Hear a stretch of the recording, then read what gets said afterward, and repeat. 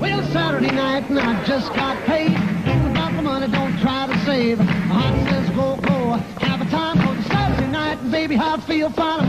In the year 1945, a chubby, almost old guy named Bill Haley recorded the first rock and roll song, "The World Will Never Be the Same."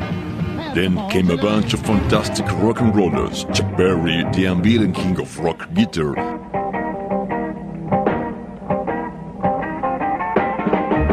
Eddie Cochran, the greatest rock and roll composer ever, I got some money in my jeans and I'm really gonna spend it right.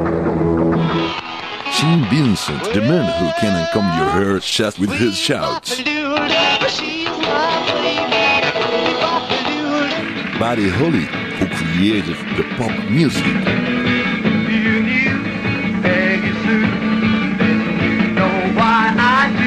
Jerry Lewis, the father of punk rock, the Johnny Burnett Trio, the wildest brother band of the era, and Elvis Presley. Well, he sure sang like God, but he never composed a song. I guess he got famous just because he drove the girls mad with his hips. Yes, he hypnotized them. Yes, rock and roll was born, and it spread like a disease. The virus of rock and roll take over the United States. Then it crosses the Atlantic Ocean, and it tried to gain control over the United Kingdom. It was not until the rock and roll reached South America that people realized it was not a disease but a pandemic. When did rock and roll hit South America? It was not known until a few months ago when a music researcher found the long-lost tapes of Buddy Holly, the first Latino rock and roll hero. This is his story.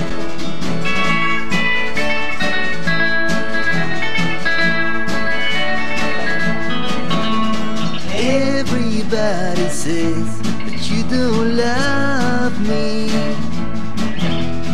Everybody says that you're gonna hurt me. Even if it's true, I'm gonna love you too. But if it's a lie, I'm gonna be afraid to try. Everybody says that you don't love me.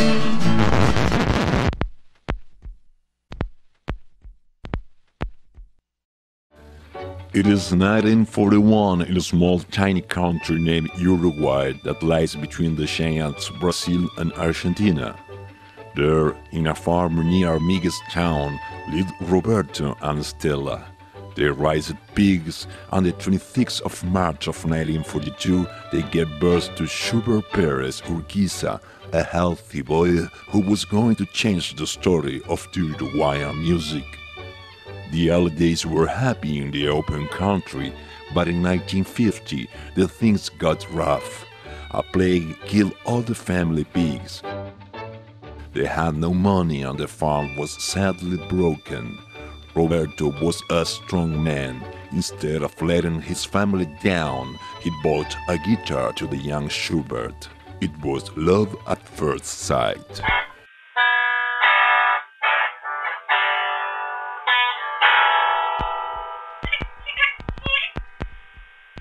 The economy hit hard the country, so in 1956, Roberto decided they will go to Montevideo, the capital city of Uruguay. It was that day that the future Buddy Holly composed his first song. Obviously, it wasn't rock and roll yet, but it had some country feeling that announced what was going to happen to the young Bobby.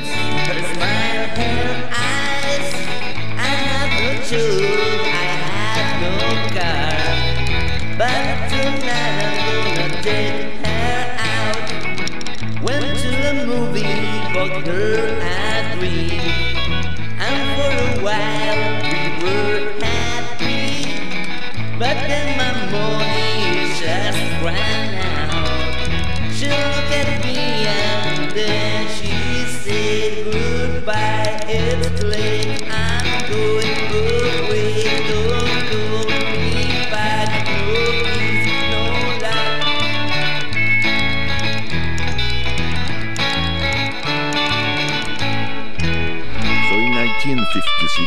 family got impressed with Montevideo. Although a shitty city, compared to Miguel's town, it was like today's New York. The traffic, the buses, the noise and the crowds were going to change the quiet Schubert Perez into the wild and rocking Bobby Holly.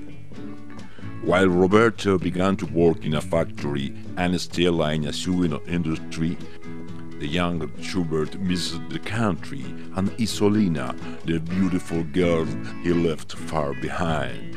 But his life was about to change.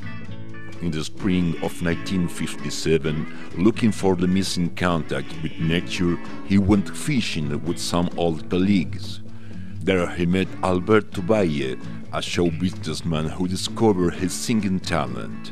After a lot of wine and marijuanas, the young Schubert sang a couple of songs of his own. Alberto Valle liked them so much that he decided that the kid would record the songs for his little record label. But he had only one condition: Schubert must change his name.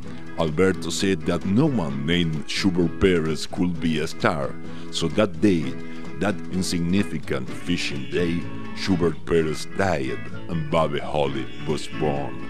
The first songs Bobby recorded were Don't Go Away and Baby Don't Go.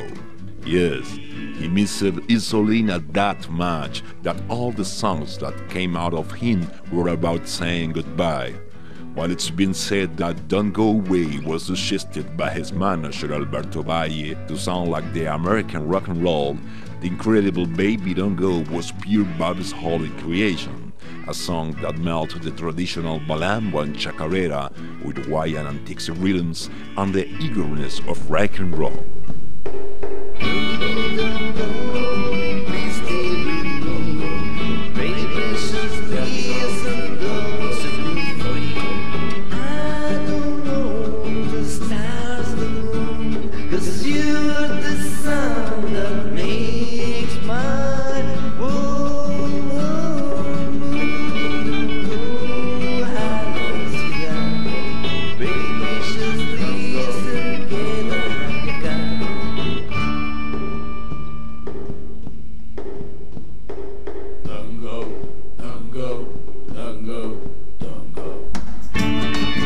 Baby Don't Go was quite a success. The song was the favorite of a local disc jockey named Alfredo Citarrosa, who played the song every day at the Espectador station. The song, which told the story of someone who left his born town behind, was believed to be a great influence to the Alfredo Citarrosa folk hits Palqui Se Va, which was in the record Del Amor Herido of 1967.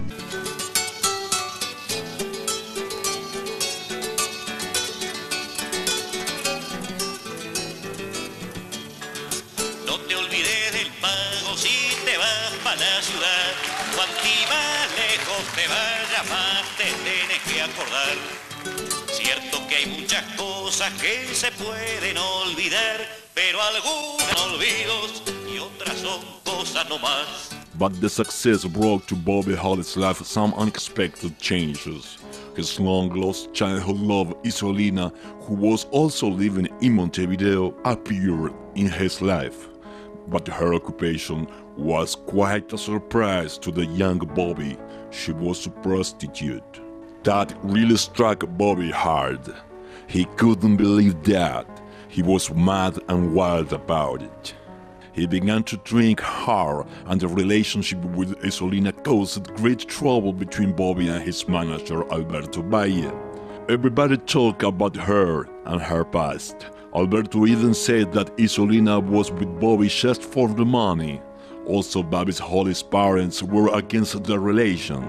In 1958, Bobby felt that his love to Isolina was bigger than anything that anyone could say. With that in mind, he recorded what would become his greatest hit.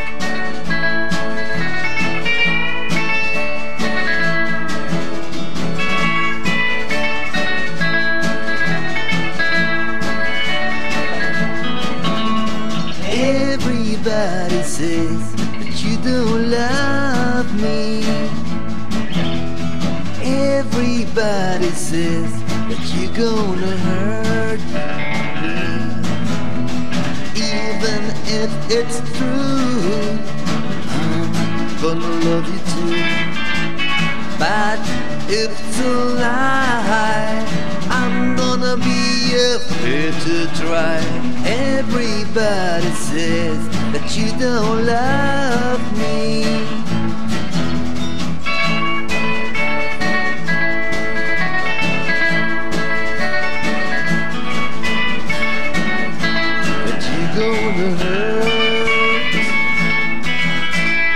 But the relationship with Isolina wasn't easy. It also brought sad pages to Bobby's life. Feeling she was not wanted around the young star, she left him without saying a word. It was a tragedy for young Bobby, but a great thing to music lovers.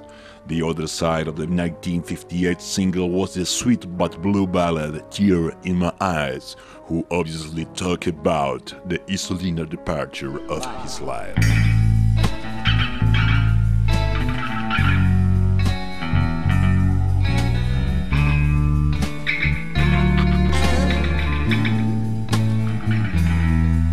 The tears in my eyes told me that you were gone.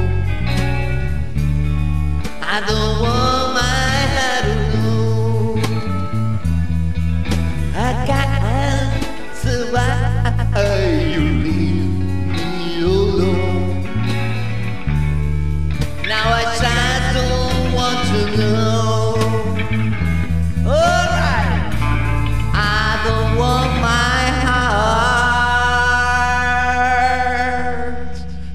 to know.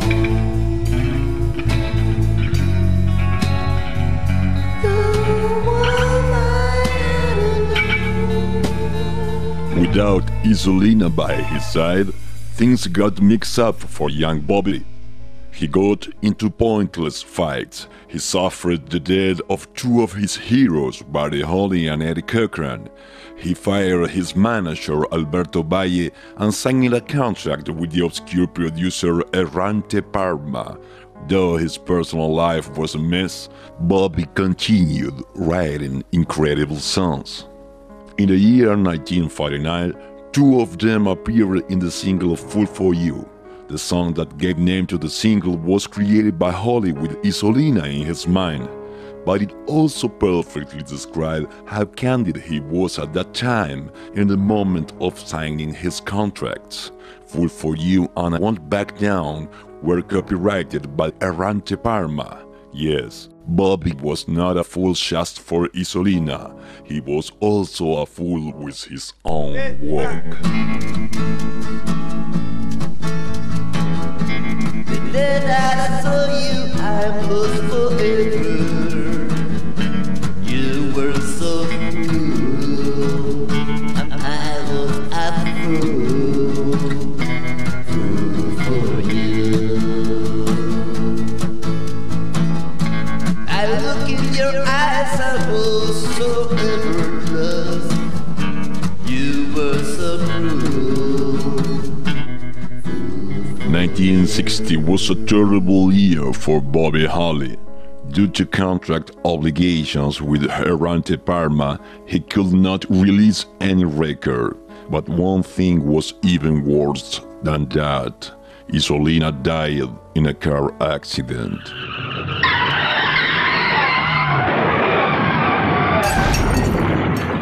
Bobby was devastated, but Alberto Valle managed to transform his sadness into two bright and powerful songs. They appeared in the 1961 single. Side A was the sad She Was My Baby. It openly talked about the car crash. She was my darling, she was my baby, but we no warning. One day she left me, he was a red guy that took my baby away. She was my darling, she was my baby,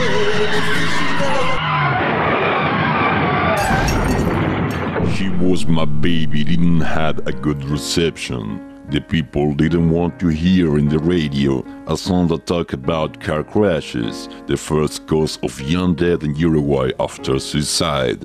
The radio station owners kind of managed the song, but that gave the B-side an incredible opportunity to be heard. The wonderful and catchy Bye Bye That's All She Say was a nationwide rock hit.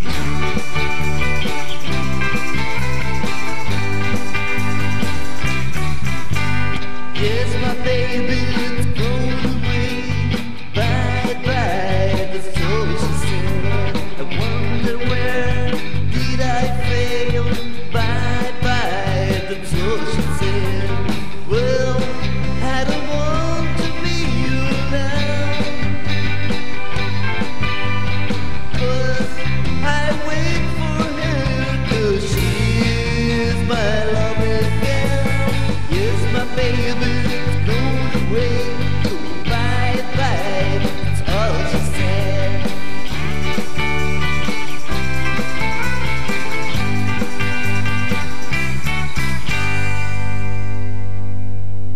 The success of Bye Bye That's All She Said brought money to Bobby. He bought his parents a house, he bought himself a big motorbike, and he bought to Eduardo Mateo, the Isolina love dog, a whole ranch in her hometown Migas. Life seemed to smile to Bobby, but then madness it came. Everybody would have guessed what was going to happen if they had just paid attention to Bobby's lyrics. In just 2 songs, he sang 17 times the word baby.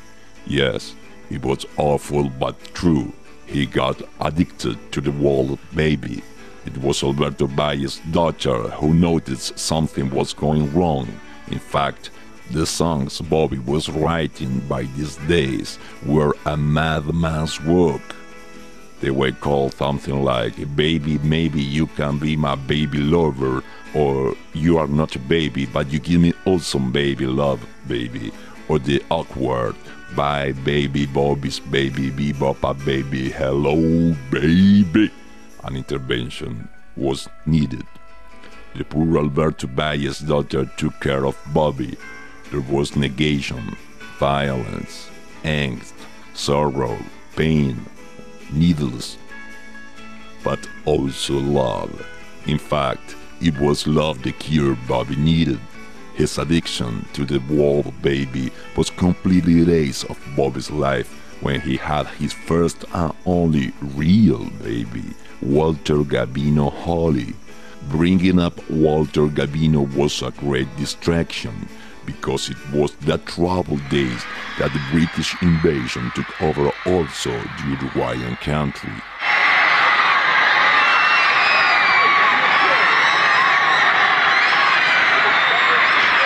A lot of Beatles impersonators bands arrived. One of them were the Shakers. Holly hated them. They sounded too neat and clean, too British, he said. They were a pale reflect of the Liverpool Four. To fight for politics again, we start to talk away. There were also the impersonators of the Rolling Stones, called the Mockers. Tell me that you know me, baby, but I know you lie. Now every time you see me, babe, you drive me out of my head. So drive me for the last on death.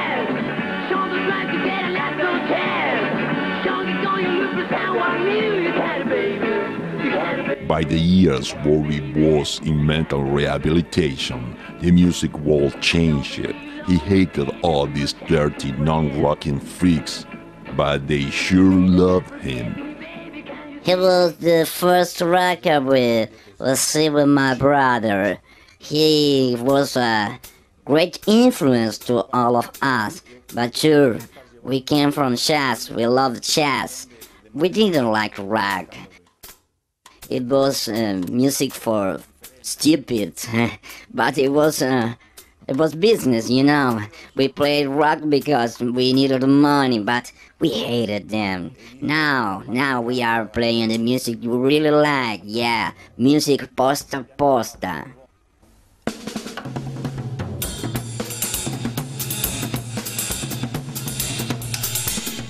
Bobby was not giving up.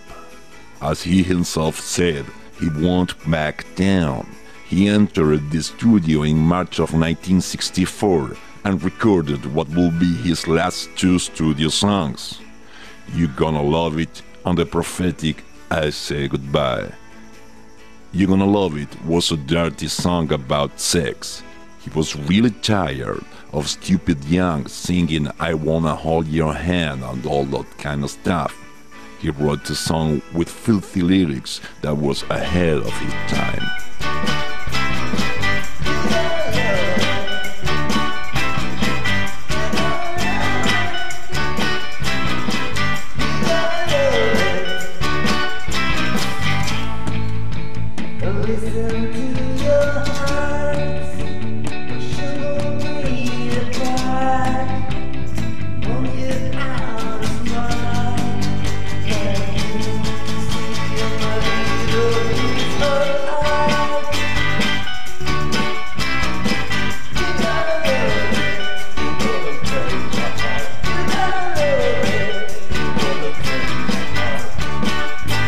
You Gonna Love It was not a favorite of the owner of Sonic's Records, Alberto Urquiza, who found it too obscene. He liked it more the B-side I Say Goodbye. Urquiza was planning to release the simple by April the 10th, but then Bobby Holly was touring with a 50s music friend, Allegro Guidotti, a friend of his childhood. Guidotti's great hit was Sholololo, a candid, a tender song that was Alventa's favorite in 1959.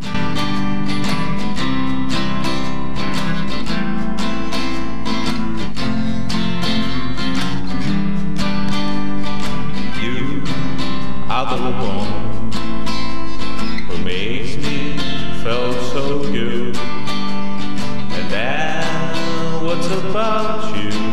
You're my darling, I'm in flame. You give me peace for my heart, you give me peace for my heart. I never let you down. You make me sha-la-la-la, I make you show. Oh baby, you're the one.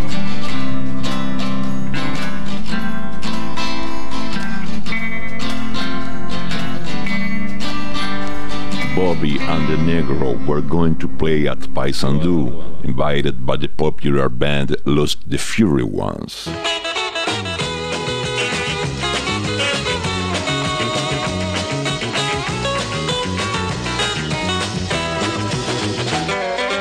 The 9th of April came with a great storm. Bobby and El Negro went to the airport because the Fury Ones were so famous and successful that they rented them a plane. Then the tragedy.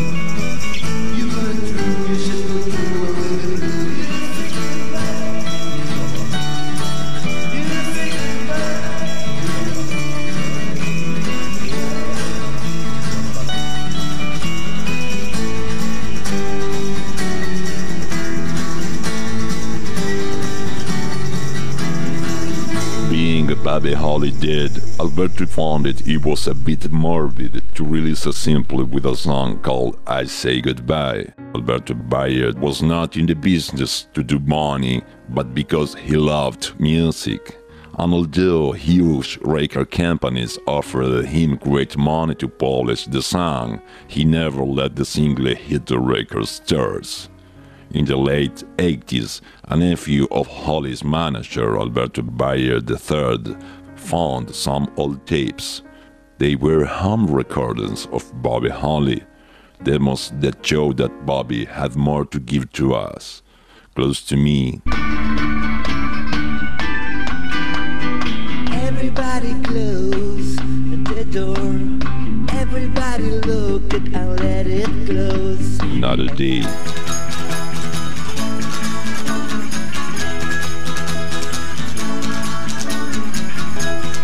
I could do it now, but another day. Maybe I'll find this. What would have Bobby Holly done if they didn't visit him that early? Nobody could know for sure, but we are grateful. He was the first Latino rocker. He was a white fly, a black polar bear. He was ahead of his time, and he gave us the most beautiful songs that ever came from Latino America. That's really what everybody says.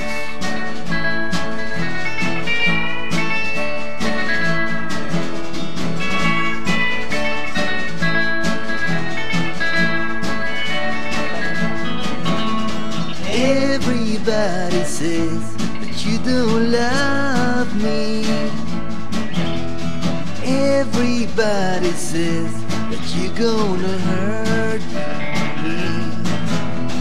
Even if it's true, I'm gonna love you too. But if it's a lie, I'm gonna be afraid to try. Everybody says that you don't love me.